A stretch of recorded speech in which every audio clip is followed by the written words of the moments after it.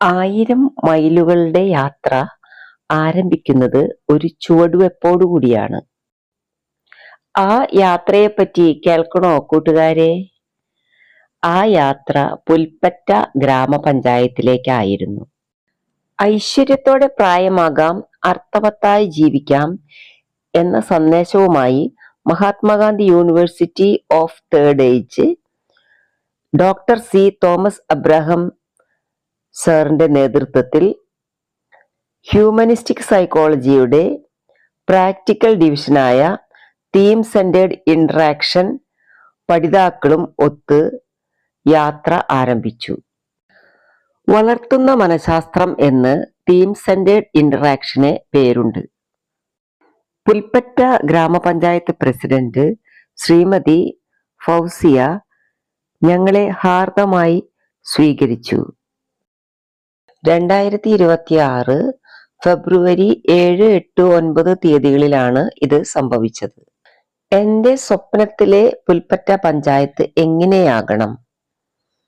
പുൽപ്പറ്റ പഞ്ചായത്തിൽ ഒരു ക്യാൻസർ പേഷ്യന്റും ഉണ്ടാകരുത്, മുഹമ്മദ് മഠത്തിൽ പറയാൻ ആരംഭിച്ചു. ഓരോരുത്തരും അവരവരുടെ സ്വപ്നങ്ങൾ പങ്കുവച്ചു. ചെറിയ സ്വപ്നങ്ങൾ കുറ്റകരമാണ്. ഹൃദയത്തിൽ തൊട്ട വാചകം, ഞാൻ ഒരിക്കലേ ഈ ലോകത്തുകൂടി കടന്നു പോകൂ. സഹജീവികൾക്ക് ചെയ്യാവുന്ന നന്മ ഞാൻ ഇപ്പോൾ തന്നെ ചെയ്യട്ടെ. അത് വേണ്ടെന്ന് വെക്കാനോ പിന്നത്തേക്ക് മാറ്റിവെക്കാനോ പാടില്ല. കാരണം ഞാൻ ഇനിയും ഇതുവഴി വരില്ല. സ്റ്റീഫൻ ഗ്രല്ലയുടെ ഈ മഹത്വചനം ഡോക്ടർ സി തോമസ് അബ്രഹാം ഓർമ്മപ്പെടുത്തി. U3A ഫുൾ ഫോം എന്താണ്? University of the third age.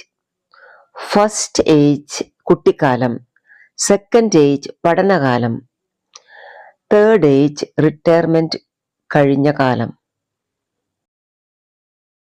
55-60 വയസ്സിൽ സർവീസ് പൂർത്തിയാക്കിയാലും എൻ്റെ ഏറ്റവും നല്ലത് ഇനിയും വരാനിരിക്കുന്നതേ ഉള്ളൂ എന്നൊരു ചിന്ത നമ്മിൽ ഉണ്ടായിരിക്കണം. പാടാനോർത്തൊരു മധുരിമ ഗാനം പാടിയതില്ലല്ലോ. ഡോക്ടർ സി തോമസ് അബ്രഹാം ഈ ഗാനം സദസ്സിൽ പാടിപ്പിച്ചു. University of the third age 1973 ഫ്രാൻസിലാണ് ആരംഭിച്ചത്. ഇതിന് അന്തർദേശീയ മാനം ഉണ്ട്. 2028 ഈ അന്തർദേശീയ സംഗമം പുൽപ്പറ്റ ഗ്രാമപഞ്ചായത്തിൽ തന്നെ നടക്കണം എന്നാണ് തന്റെ ആഗ്രഹമെന്ന് ഡോക്ടർ സി തോമസ് അബ്രഹാം വ്യക്തമാക്കി.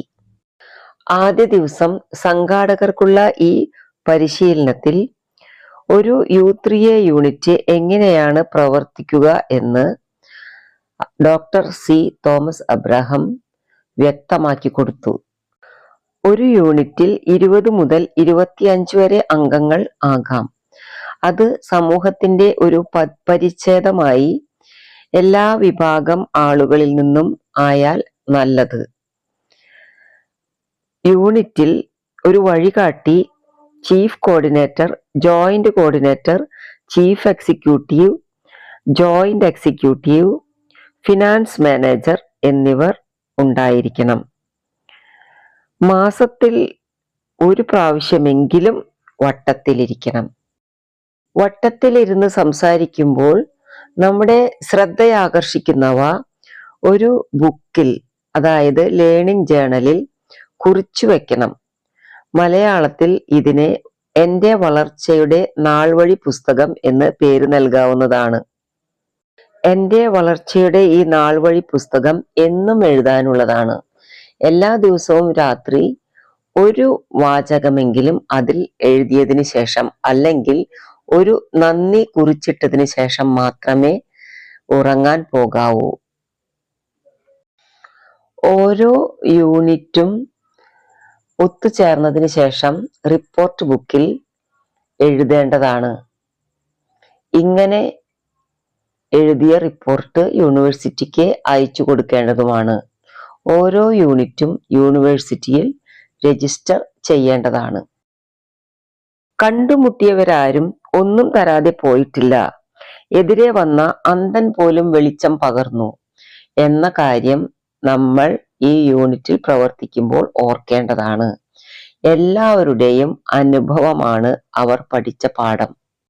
ഓരോരുത്തരും ഒരു പ്രത്യേക സാഹചര്യത്തിൽ 60, 70, 80 വയസ്സുവരെ പഠിച്ച പാഠങ്ങൾ, അനുഭവങ്ങൾ പരസ്പരം പങ്കുവെക്കുകയും ആ അറിവ് പുതുതലമുറയ്ക്കു വരെ പകർന്നു കൊടുക്കേണ്ടതും ചെയ്യേണ്ടതുണ്ട്. ഏതെങ്കിലും യൂണിറ്റിനെ ഈ സംവിധാനം അഥവാ കൂടിച്ചേരൽ തുടർന്നു കൊണ്ടുപോകാൻ ബുദ്ധിമുട്ട് അനുഭവപ്പെട്ടാൽ അത് പരിഹരിക്കാനായി മഹാത്മാഗാന്ധി യൂണിവേഴ്സിറ്റി ശ്രമിക്കുന്നതാണ്. സുലേഖ അഥവാ ഓമനപ്പേരിൽ മാളൂവിയുടെ വീട്ടിലാണ് എൻ്റെ താമസം ഉണ്ടായിരുന്നത്. 2-ാം ദിവസം വിവിധ യൂണിറ്റുകളിലായി 2-3 പേർ അടങ്ങുന്ന ഗ്രൂപ്പുകളായി മെമ്പർമാരോടൊപ്പം ഓരോ വീടുകളും സന്ദർശിച്ചു.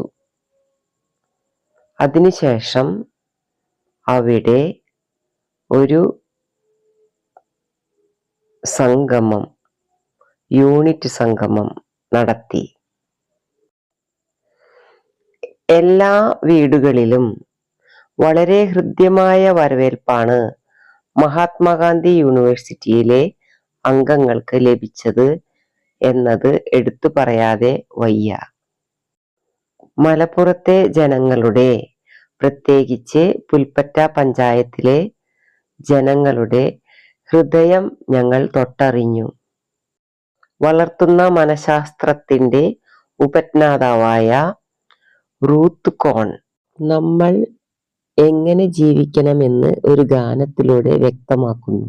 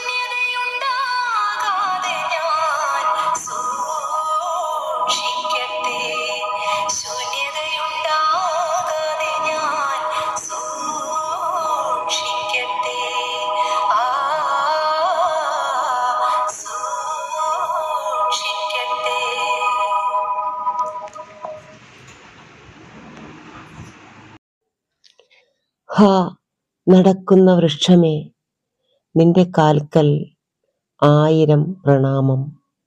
Thank you.